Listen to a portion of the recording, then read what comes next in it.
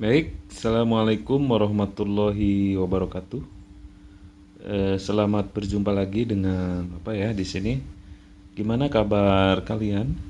Apakah sehat? Mudah-mudahan tidak kurang suatu apapun ya. Semuanya sehat ya, bahagia lahir dan batin ya. Bahagia lahir dan batin tuh biasanya dalam peribahasa adalah gue di sana, lo di sono kan gitu. Sudah sering kali Bapak katakan seperti itu. Mensana in corpore sano ya, di dalam apa? Jiwa yang apa ya? Di dalam tubuh yang sehat terdapat jiwa yang sehat juga. Gitu ya. Intinya seperti itu ya, kalau cara berpikir kita sehat, positive thinking, selalu berpikiran baik, tidak sedih, menerima apa adanya, insya Allah kita akan bahagia. Karena Tuhan juga menyuruh kita untuk berbahagia kan.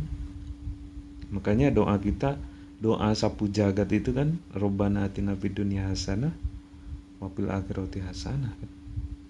Jadi kalau misalkan di suatu saat kita bersedih, kita kembali lagi kepada ayat la tahzan innallaha ma'ana kan gitu. Janganlah kamu bersedih karena Tuhan sebetulnya bersamamu setiap saat gitu. Jadi kalau kamu bersedih, itu tandanya kamu sedang lupa dengan Tuhanmu kan gitu. Sedang ateis di sana gitu ya. Kalau kita sedang bersedih. Kenapa? Kita itu bersedih karena Tuhan itu sudah memberikan banyak kepada kita. Seharusnya setiap saat kita itu bahagia kan, seperti itu.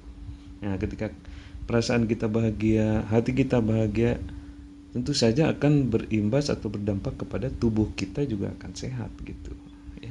Karena ketika kita senang, makan pun enak, tidur pun nyenyak gitu ya, pikiran melayang.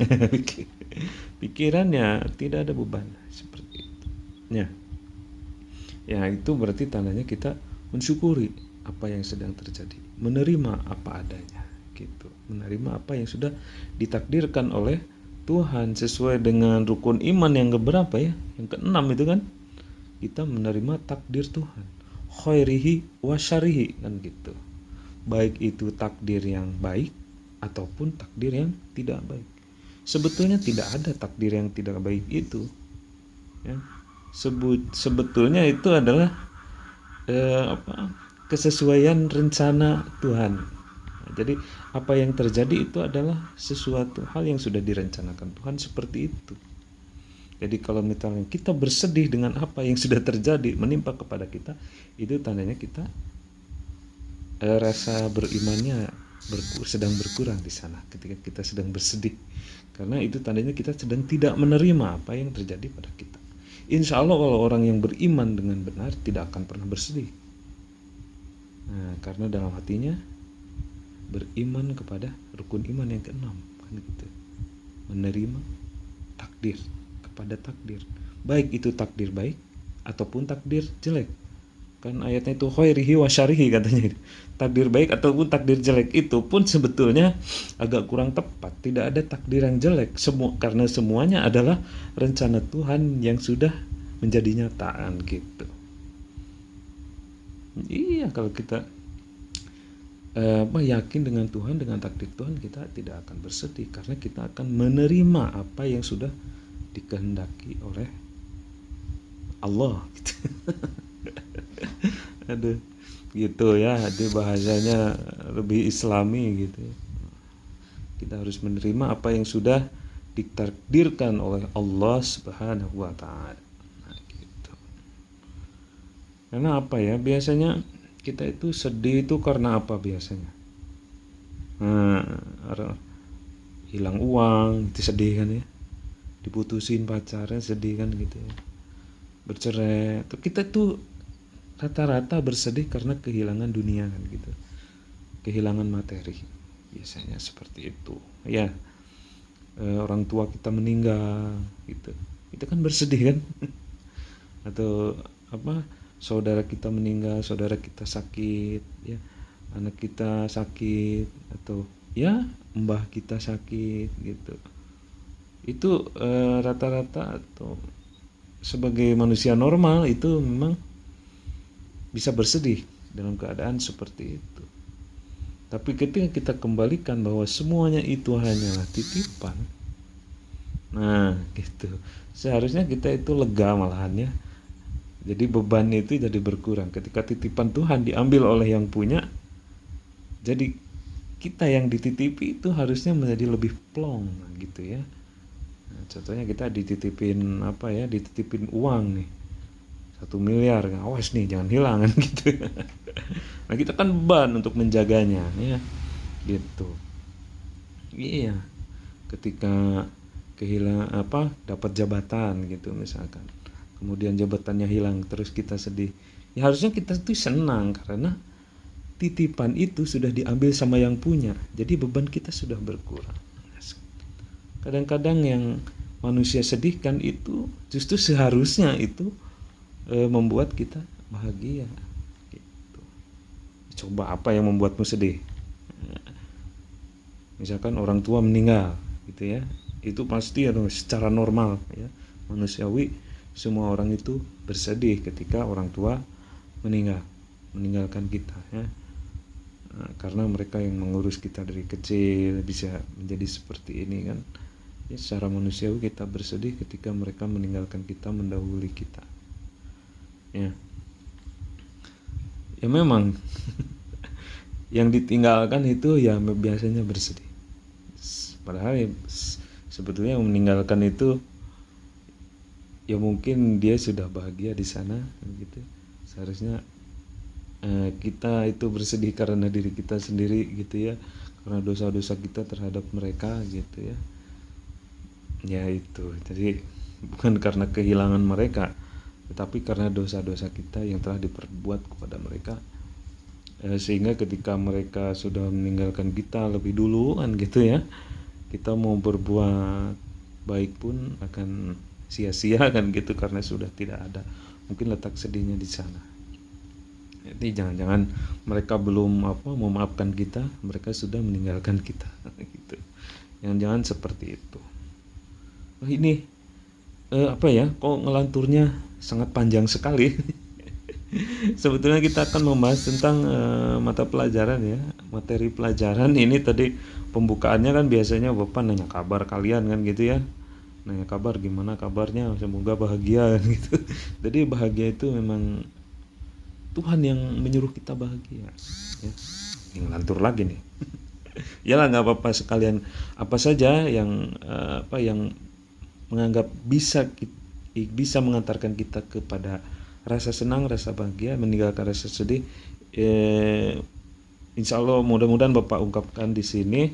Mudah-mudahan ini bisa menjadi sebuah masukan atau sebuah pembelajaran atau sebuah obat ketika kalian atau ketika kita sedang berada dalam keterpurukan. Atau keterpurukan tuh menurut cara berpikir kita ya. Menurut Allah, menurut Tuhan kan itu adalah sebuah rencananya gitu.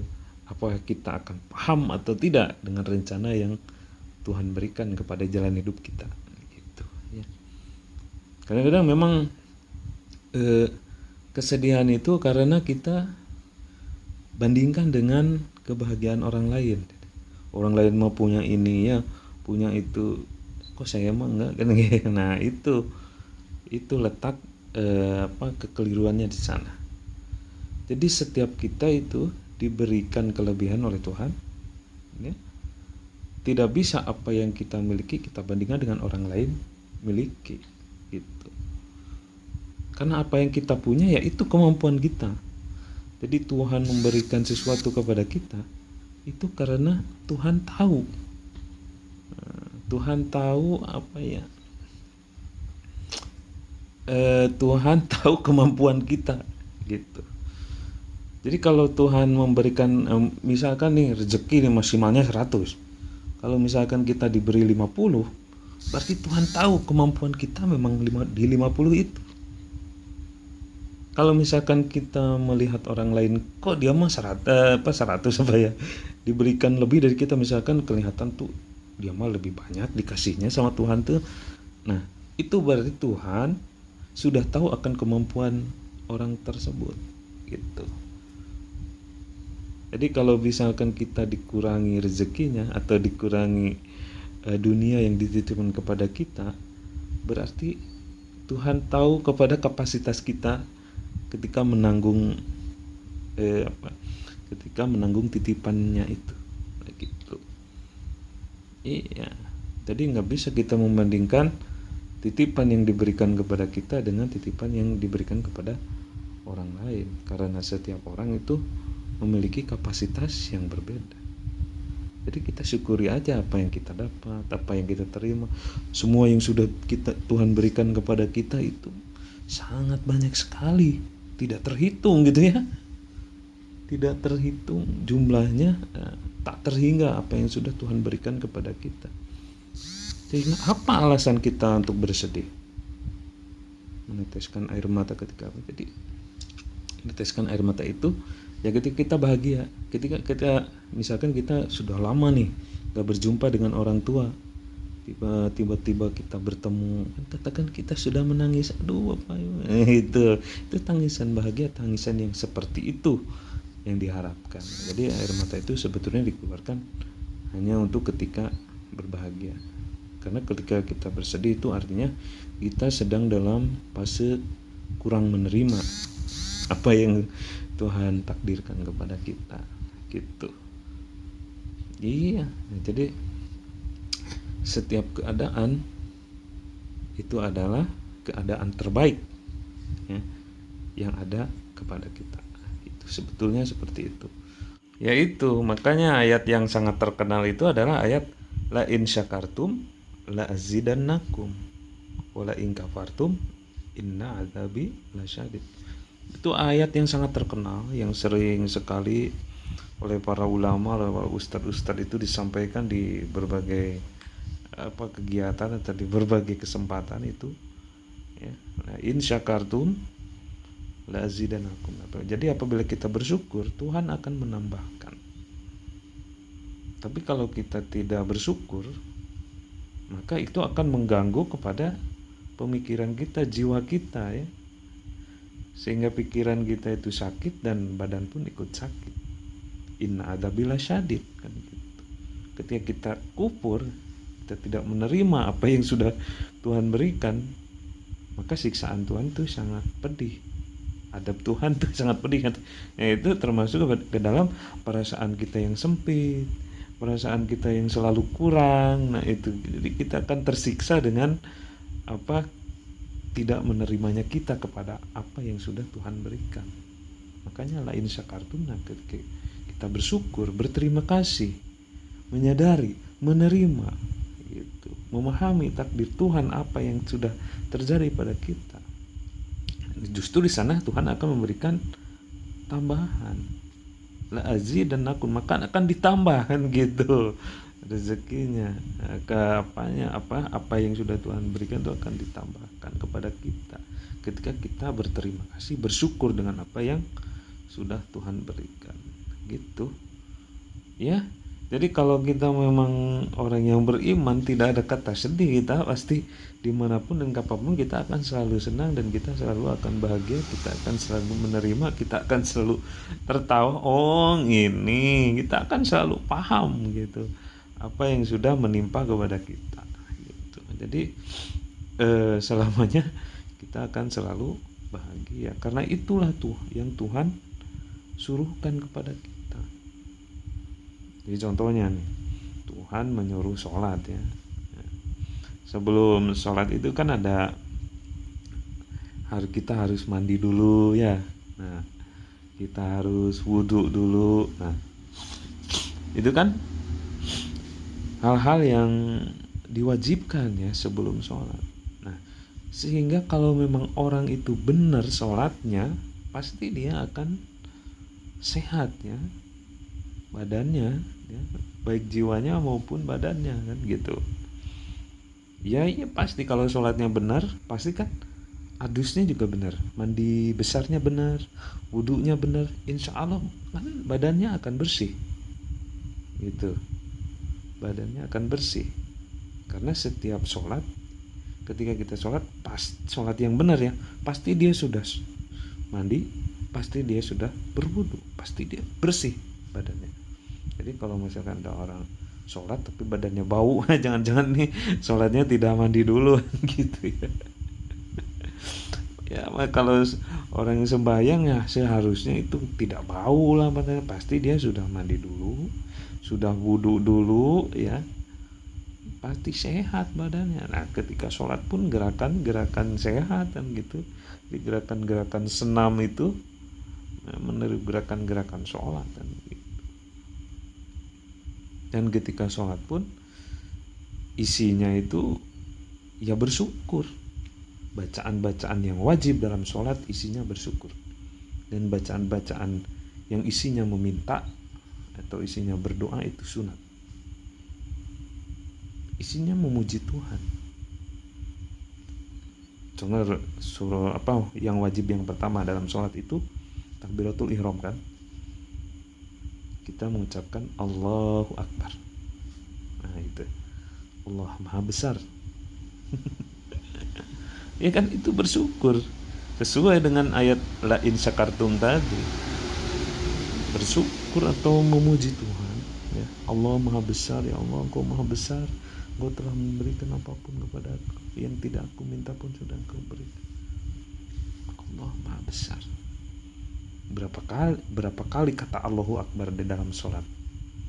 Setiap ganti gerakan terucap Allahu Akbar. Dan kata-kata yang wajib di dalam sholat itu isinya memuji Tuhan, tidak ada yang isinya meminta. Adapun ada kalimat meminta itu sunat hukumnya. Bacaan-bacaan wajibnya itu semua memuji Allah. Terus surat Fatihah wajib kan?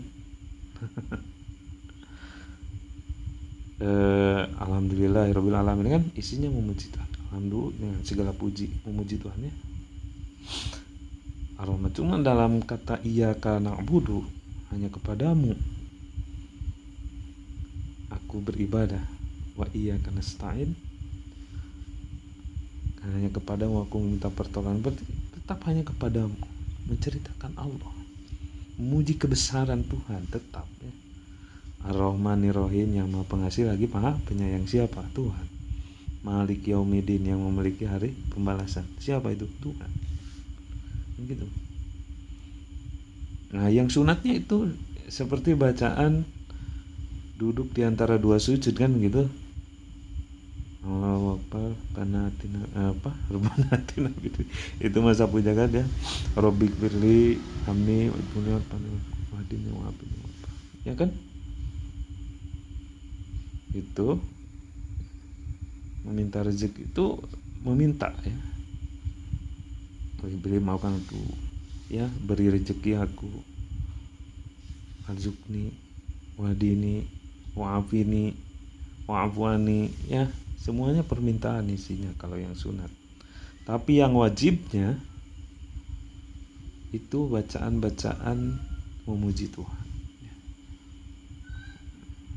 Jigemun bisa Fatihah, yang penting kan Fatihahnya kan gitu ya. Kesananya di bacaan tahiyat akhir juga at-tahiyyatul barakatus shalawatut thayyibatul assalamualaikum wabarakatuh, assalamualaikum wa ala ibadillah sholihin, itu kan lebih menekankan kepada syahadatnya ya, dia memuji Tuhan dan mengakui Rasulullah itu utusan Tuhan. Asyhadu an la ilaha illallah wa asyhadu anna Muhammadar Rasulullah ya.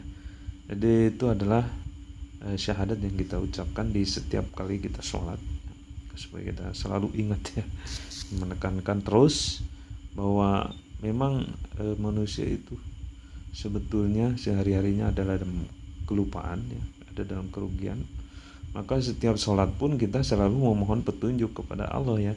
Dan ada kata-kata ihdinas siratal mustaqim, Tuhan tunjukilah aku jalan yang lurus. Seperti sebetulnya kita sekarang ada dalam jalan yang belum lurus ya.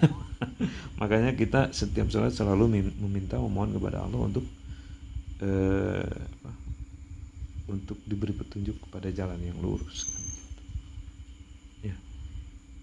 Nah itu siapa yang memberi petunjuknya? Tuhan. Jadi isinya ya satu, ya, Allah gitu. Ketika kita sedang sholat, bacaan-bacaan wajib yang ada dalam sholat itu dan bacaan-bacaan memuji Allah, ya, gitu. Kata Allahu Akbar ada berapa kali coba ya dihitung. Nah, itu nanti bacaan Allahu Akbar ada berapa kali dalam sholat dihitung. Kalian bisa cari di Google juga ya, bisa ya. Oke, itu dulu ya sebagai pembukaan. Tuh ngelantur banget ini. Mungkin nanti ada satu sesi gitu untuk dakwah. Enggak apa-apa, hanya ingin kalian itu tidak sedih ya, tidak murung dan gitu ya. Kalian itu menyadari ya, kalian itu tidak murung, menyadari apa, bersyukur, menyadari apa yang sudah Tuhan berikan. Makanya Tuhan ketika menyuruh sholat itu isinya adalah bersyukur ya, berterima kasih sholat itu. Dan dengan berterima kasih, orang yang berterima kasih itu dalam keadaan sedih atau dalam keadaan bahagia? Ya dalam keadaan bahagia, kita dikasih sesuatu nih sama orang, ya berterima kasih kan. Nah gitu, kita bahagia kan. Nah gitu. Jadi Tuhan itu menyuruh kita bahagia. Dan sangat jelas, udah beberapa kali, la tazan, jangan bersedih kan gitu. Itu ayat Al-Qur'an, la tazan innallaha ma'ana kan. Itu ayat Al-Qur'an ya. Jadi, Tuhan menyuruh sholat pun itu tandanya Tuhan menyuruh berbahagia. Sholat itu isinya berterima kasih, karena dalam bacaan-bacaan sholat isinya Allahu Akbar, hampir Allahu Akbar semua kan. Kata Allahu Akbar dalam sholat setiap ganti gerakan terucap Allahu Akbar, itu memuji Tuhan, berterima kasih. Orang yang berterima kasih dalam keadaan sedih atau dalam keadaan bahagia? Nah, orang nganuhun, lamun keur nganuhunkeun berterima kasih, itu tandanya dia sedang bahagia. Udah diberi banyak gitu.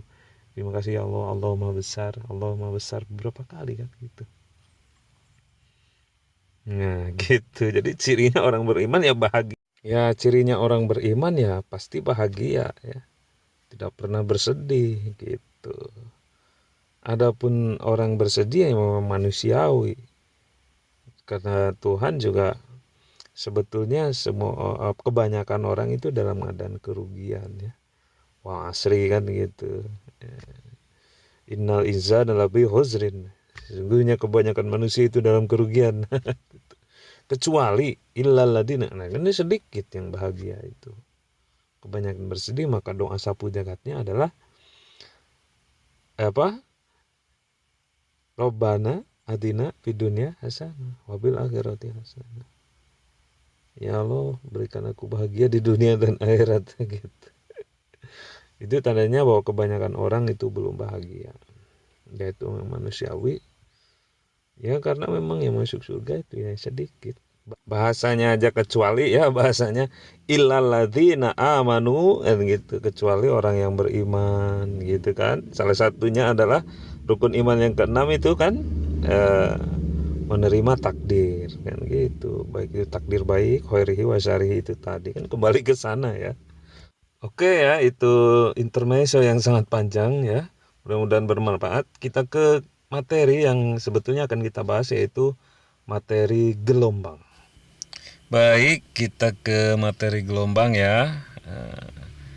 Untuk membahas materi ini atau untuk memahami materi ini, tentu saja kalian harus flashback, mengingat kembali materi ketika di SMP dulu ya. Di SMP kalian juga sudah membahas sedikit tentang gelombang ya. Kemudian konsep dasarnya juga dari konsep getaran ya. Karena gelombang adalah getaran yang merambat ya. Jadi sebelum kalian mempelajari gelombang, kalian harus paham dulu apa itu getaran ya. Getaran juga sangat mudah dipahami ya. Di SMP dulu ketika kalian menyimpan penggaris di ujung meja, kemudian penggarisnya ditekan kemudian dilepaskan naik turun ya. Nah itu adalah getaran ya.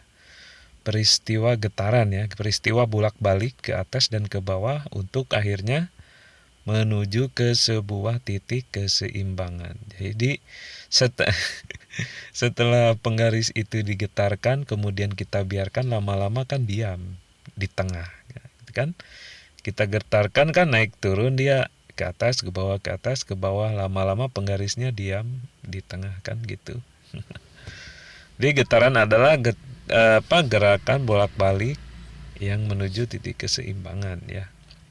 Itu. Nah, gelombang ini adalah getaran yang merambat.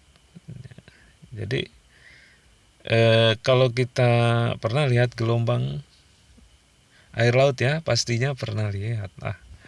Ya, itu contoh yang paling sederhana, yang sering kita temukan dalam kehidupan sehari-hari, yaitu gelombang air laut, ya.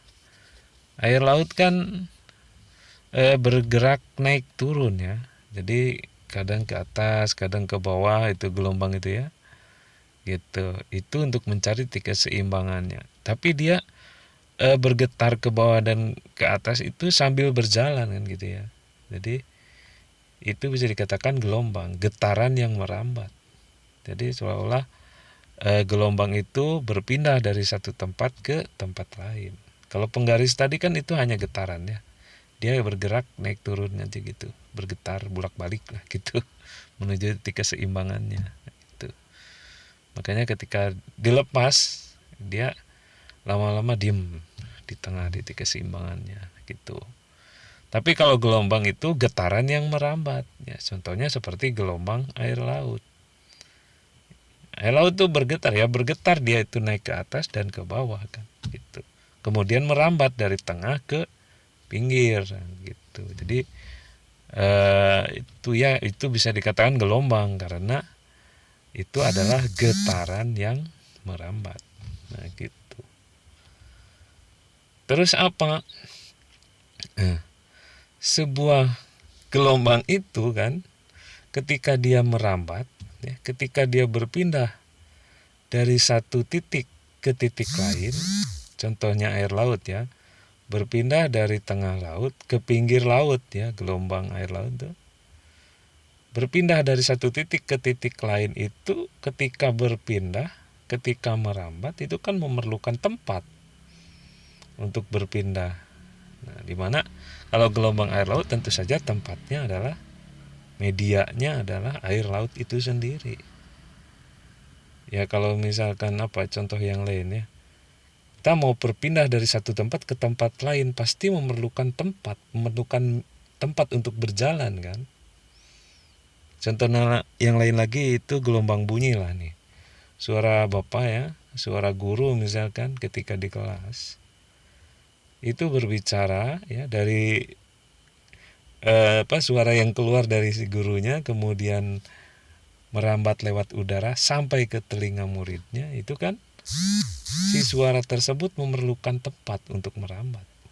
Tempatnya apa kalau gelombang suara, gelombang bunyi? Yaitu tempatnya, ya, udara. Jadi si gelombang bunyi sampai dari sumber bunyi ke pendengarnya itu adalah melalui udara. Kalau gelombang laut tadi, gelombangnya dari tengah laut sampai ke pinggir laut dia melewati air laut. Jadi nanti dalam jenis-jenis gelombang itu terbagi dua, ya. Ada gelombang yang membutuhkan tempat untuk merambat. Satunya lagi ada gelombang yang tidak memerlukan tempat untuk merambat. Nah, contoh gelombang yang memerlukan tempat untuk merambat yaitu tadi contoh-contohnya seperti gelombang air laut, gelombang bunyi, ya, itu memerlukan tempat untuk merambat. Memang ada gelombang yang tidak memerlukan tempat untuk merambat? Ya, ada. Itu namanya gelombang elektromagnetik. Jadi kalau jenis gelombang digolongkan menurut tempat merambatnya, menurut medium perambatannya itu terbagi dua. Ada gelombang mekanik dan ada gelombang elektromagnetik. Gelombang mekanik adalah gelombang yang merambat memerlukan tempat. Gelombang yang ketika merambatnya itu memerlukan media. Adapun yang tidak memerlukan media namanya gelombang elektromagnetik. Kalau gelombang mekanik tadi contohnya sudah ada ya, gelombang air laut, gelombang suara, ya, gelombang tali, yaitu termasuk gelombang mekanik. Gelombang air laut memerlukan air laut untuk merambat. Gelombang suara memerlukan udara untuk merambat. Kalau kita menggoyang-goyangkan tali itu seperti ada gelombang, nah itu memerlukan tali untuk merambat. Ya. Kan gelombang bunyi itu Pak, nggak ada apa-apa antara pendengar dan sumber bunyinya. Nggak ada apa-apa gimana, itu kan ada udara di situ ya. Contohnya kalau misalkan kita menjauh dari bumi ya. Bumi ini kan dilapisi oleh atmosfer, oleh udara ya. Makin menjauh dari bumi kan atmosfernya makin tipis, hingga pada jarak yang sangat jauh sudah tidak ada lagi udara ya di luar bumi, di jarak yang sangat jauh dari bumi. Ketika kita berbicara berdua walaupun berteriak, contohnya para astronot gitu berteriak sama temannya yang dekat juga itu nggak akan terdengar karena tidak ada udara di sana. Itu jadi gelombang suara, gelombang bunyi tidak akan bisa merambat kalau tidak ada udara. Itu sudah dibuktikan oleh para astronot kita yang menjauh dari bumi dan di sana hampa udara, tidak ada udara. Ketika berbicara berdekatan itu tidak terdengar karena memang tidak ada udara. Jadi gelombang bunyi itu memerlukan tempat untuk merambat.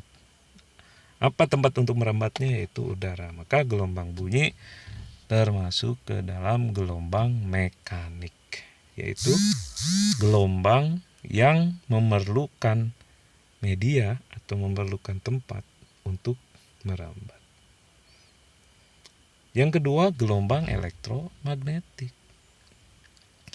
Gelombang yang tidak memerlukan tempat untuk merambat. Emang ada contohnya adalah sinar matahari. Sinar matahari dari matahari bisa sampai ke bumi itu melewati ruang hampa.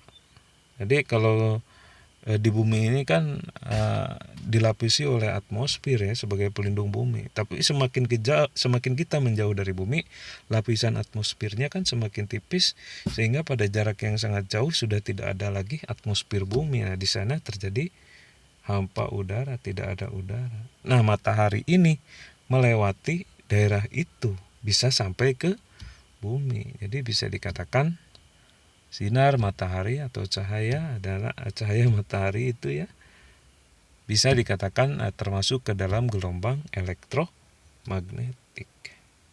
Karena dia bisa sampai ke bumi itu melewati ruang hampa udara. Ya, mungkin yang termasuk gelombang elektromagnetik itu gelombang perasaan juga termasuk ya.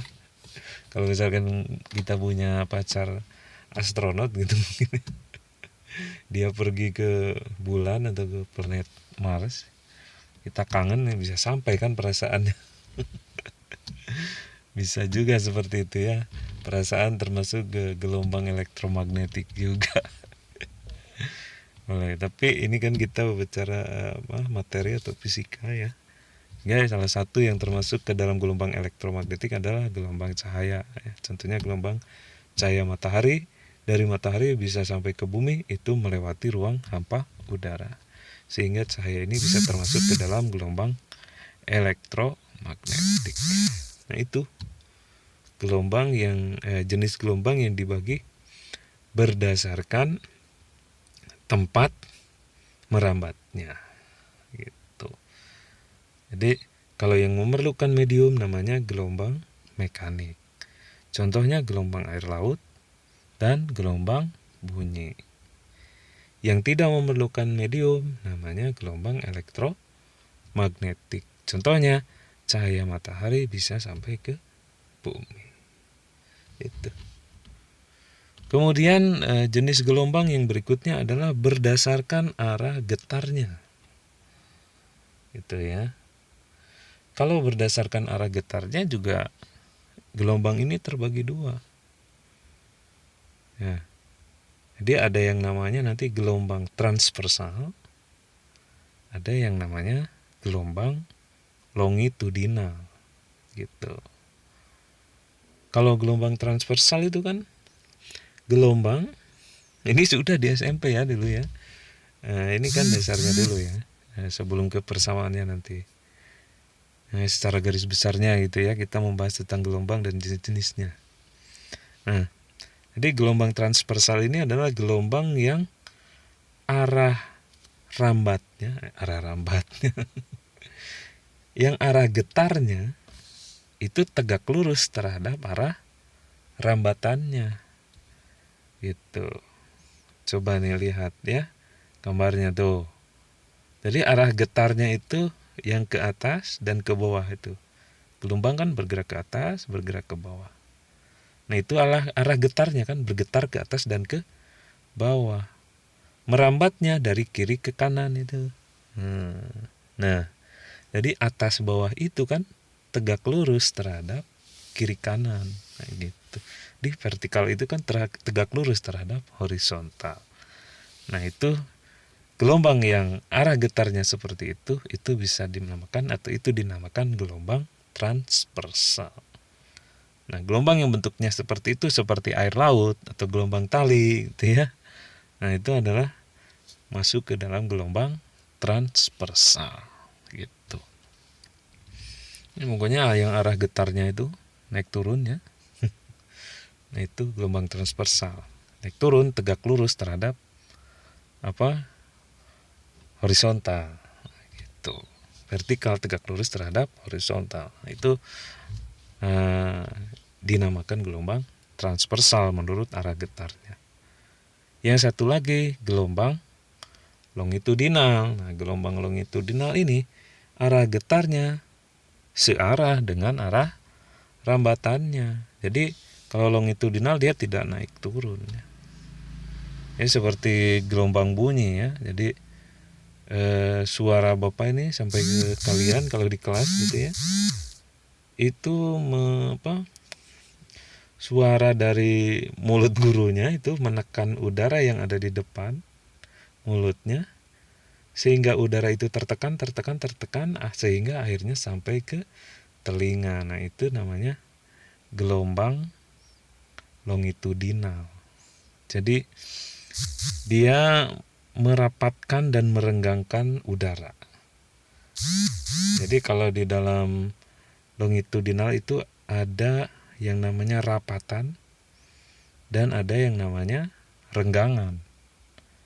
Sementara kalau di dalam transversal itu ada yang namanya gunung dan ada yang namanya lembah.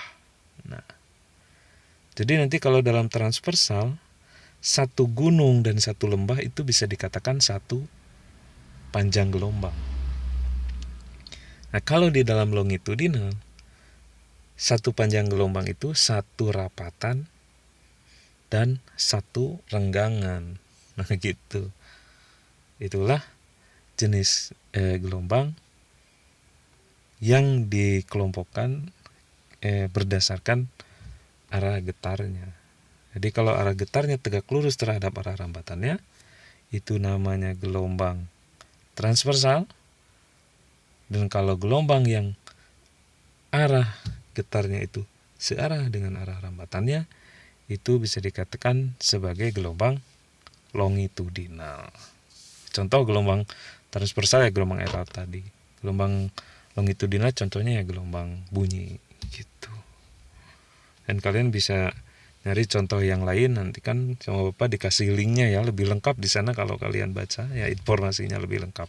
Di sini Bapak hanya menjelaskan secara garis besar apa itu gelombang ya, dan apa jenis-jenis gelombang apa saja. Oke, kemudian kita ke besaran-besaran yang ada di dalam gelombang ya. Nah, besaran-besaran yang ada di dalam gelombang ini harus kalian pahami ya, harus kalian ketahui ya, supaya nanti kalian ketika mengerjakan soalnya itu bisa dengan mudah. ya. Ini juga termasuk materi yang masih mudah ya. Ketika kalian mempelajari tentang besaran-besaran gelombang ini, pastinya kalian akan mudah untuk untuk mengerjakan soalnya nanti. Intinya harus paham dengan besaran-besarannya. Besaran-besaran gelombang yang pertama ada yang namanya simpangan gelombang. Ya. Jadi kalau dalam gelombang transversal itu kan dia menyimpang ke atas dan ke bawah. Jadi si gelombang air laut itu kan kadang ke atas, kadang ke bawah. Nah itu namanya simpangan. Kalau nggak ada angin sama sekali sebetulnya di air laut itu nggak terjadi gelombang ya. Misal ketika anginnya besar gitu, dorongannya besar gitu ya, apa yang menyebabkan gelombang itu besar, maka gelombang yang terjadi juga besar, simpangannya akan besar.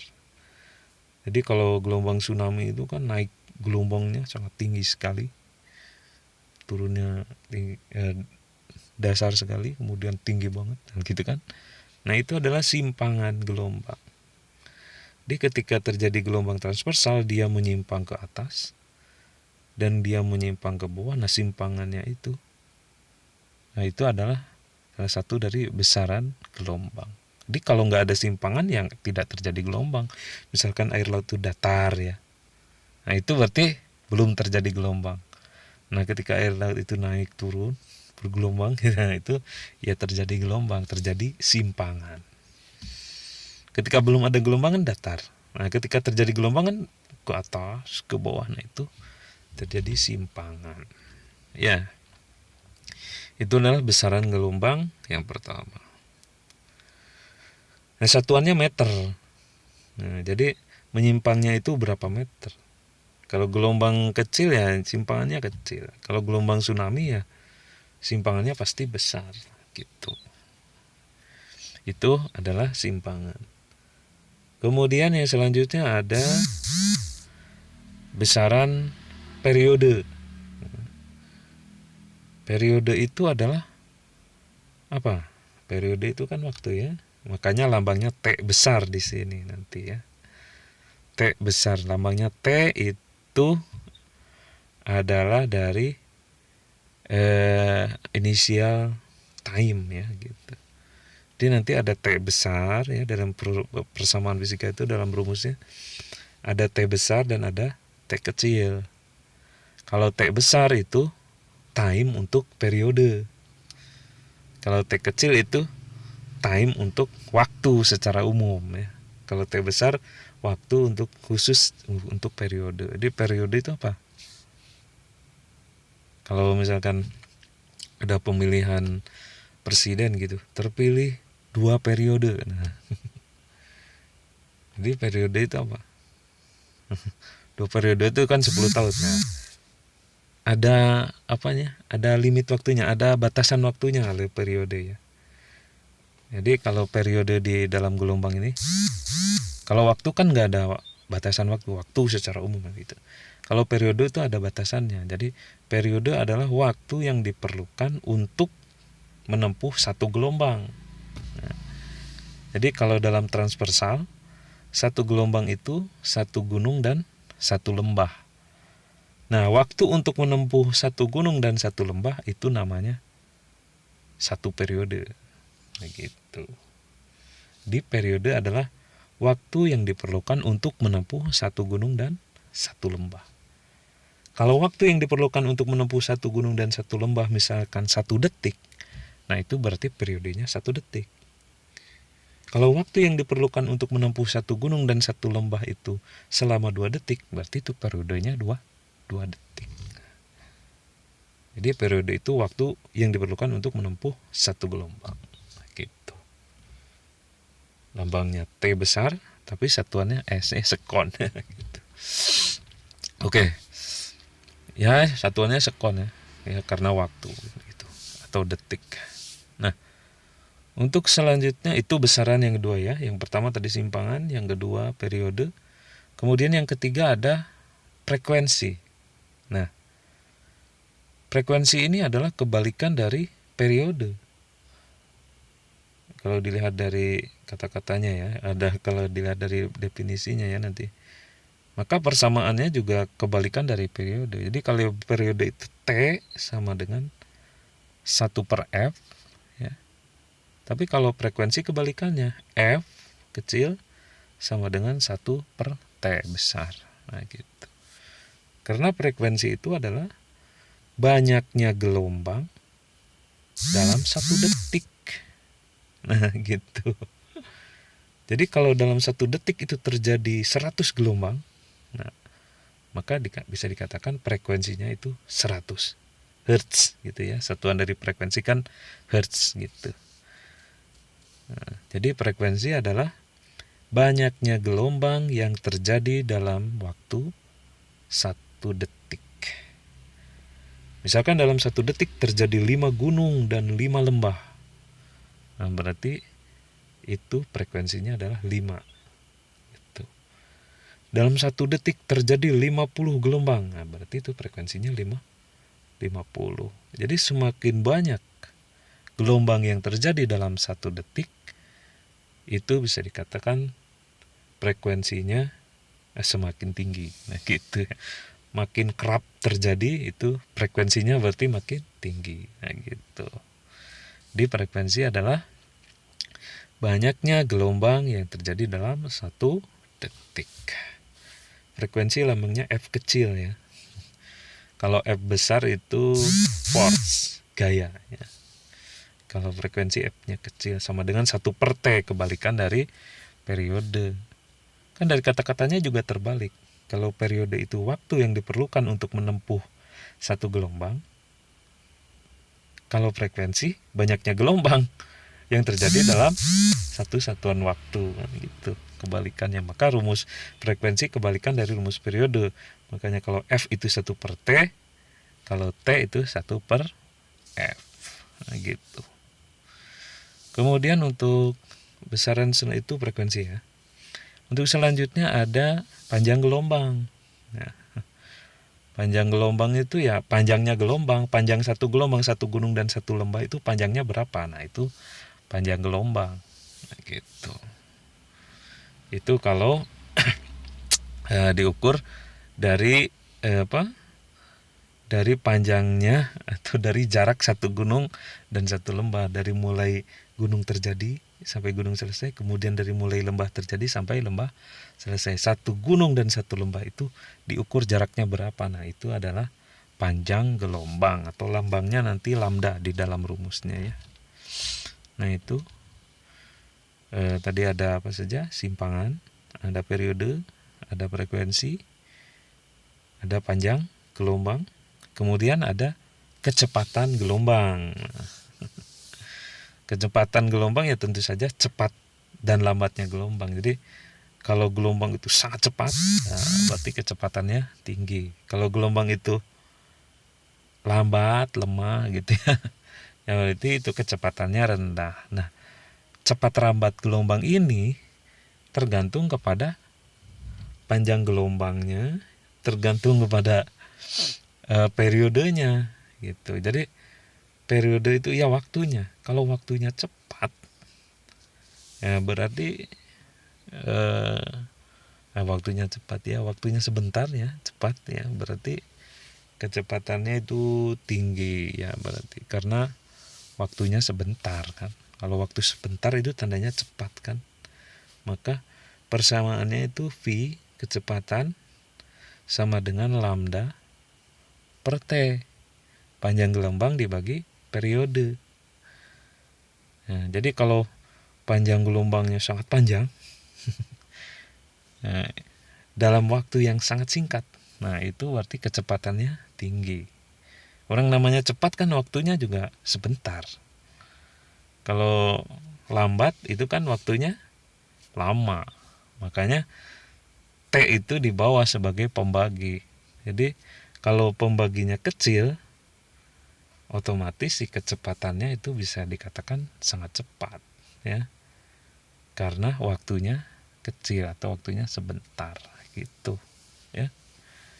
Jadi itu ya, kecepatan itu bergantung kepada panjangnya gelombang dan periode atau lamanya waktu yang terjadi gitu.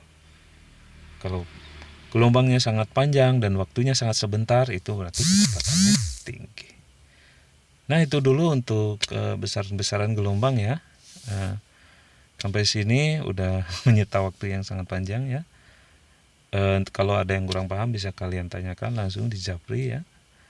Kalau ada yang kurang setuju juga bisa langsung di sana di Japri atau langsung di bawah video ini. Oke, itu dulu, mudah-mudahan mudah dipahami dan kalian dimudahkan segala sesuatunya, segala urusannya ya. Amin ya robbal alamin. Wabillahi taufiq wal hidayah. Wassalamualaikum warahmatullahi wabarakatuh.